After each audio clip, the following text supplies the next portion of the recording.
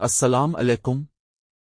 کیا آپ نے کبھی سوچا کہ ایک نبی نے اللہ سے کہا کہ اللہ مجھے دکھا کہ تو مردوں کو کیسے زندہ کرے گا؟ اور اللہ نے جواب میں جو کیا وہ آج بھی ہمارا ایمان تازہ کر دیتا ہے۔ میرے عزیز بہنوں اور بھائیوں، آج میں آپ کو سورہ البقرہ کی آیت نمبر 260 کا وہ واقعہ سناؤں گا جسے سن کر آپ کا دل کانپ جائے گا۔ یہ واقعہ ہے اللہ کے خلیل حضرت ابراہیم علیہ السلام کا۔ حضرت ابراہیم علیہ السلام کا دل اللہ کی محبت سے بھرا ہوا تھا۔ ایک عاجزی سے اللہ سے دعا کی دن انہوں نے بہت، اے میرے رب، مجھے دکھا دے کہ تو مردوں کو کیسے زندہ کرتا ہے۔ اب سوال یہ تھا، کیا حضرت ابراہیم علیہ السلام کو اللہ کی قدرت پر شک تھا؟ نہیں، بالکل نہیں۔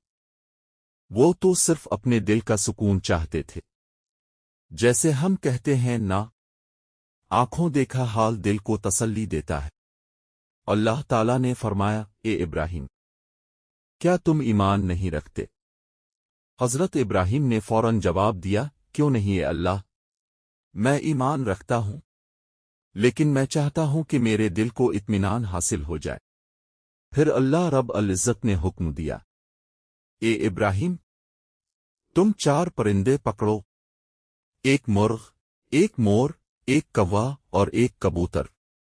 ان چاروں کو ذبح کر دو، پھر ان کے جسم کے ٹکڑے ٹکڑے کر دو، گوشت، ہڈیاں، پر سب کو آپس میں مکس کر دو، اور پھر ان ٹکڑوں کو 4 مختلف پہاڑوں پر رکھ دو، ہر پہاڑ پر تھوڑا تھوڑا حصہ۔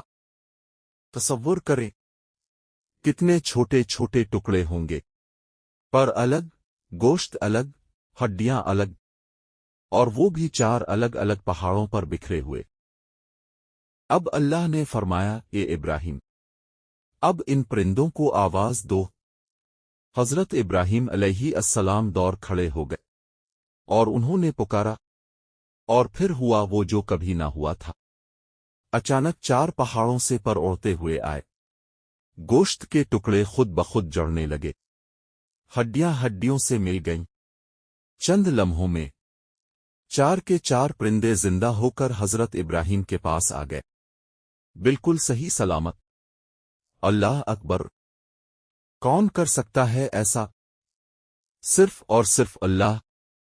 یہ منظر دیکھ کر حضرت ابراہیم کا دل خوشی سے بھر گیا۔ انہوں نے کہا، میں جان گیا ہوں کہ بے شک اللہ ہر چیز پر قادر ہے۔ اس واقعے سے ہمیں سبق ملتا ہے کہ اللہ موت کے بعد زندگی دینے پر قادر ہے، اور ایمان کے ساتھ دل کا سکون بھی بہت ضروری ہے۔ اللہ ہم سب کے ایمان کو مضبوط فرمائے، آمین۔ فی امان اللہ۔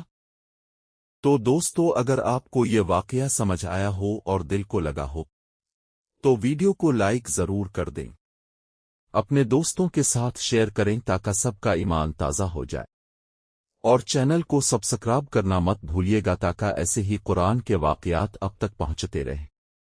اللہ حافظ، فی امان اللہ۔